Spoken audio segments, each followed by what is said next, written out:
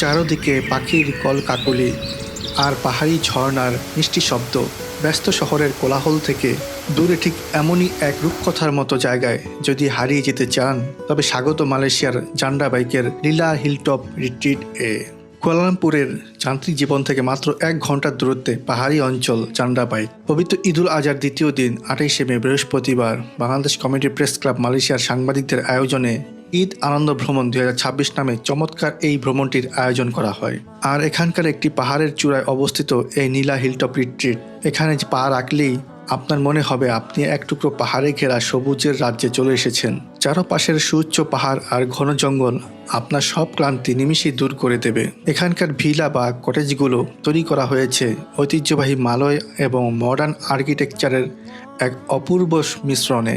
বড় বড় কাচের জানালা দিয়ে বিছানায় শুয়ে আপনি উপভোগ করতে পারবেন পাহাড়ি ভোরের সৌন্দর্য।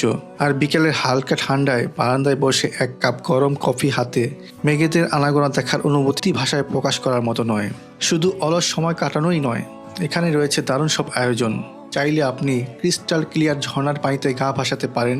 আর রাতের আকাশ যখন তারায় তারায় ভরে ওঠে, তখন প্রিয়জনদের নিয়ে বারবিকিউ পার্টির আনন্দ এই ভ্রমণকে করে তোলে আরও স্মরণীয়। প্রকৃতির একদম কাছাকাছি গিয়ে নিজের মনকে নতুন করে সতেজ করতে চাইলে আপনার পরবর্তী ছুটির তালিকায় অবশ্যই রাখুন নীলা হিলটপ রিট্রিট।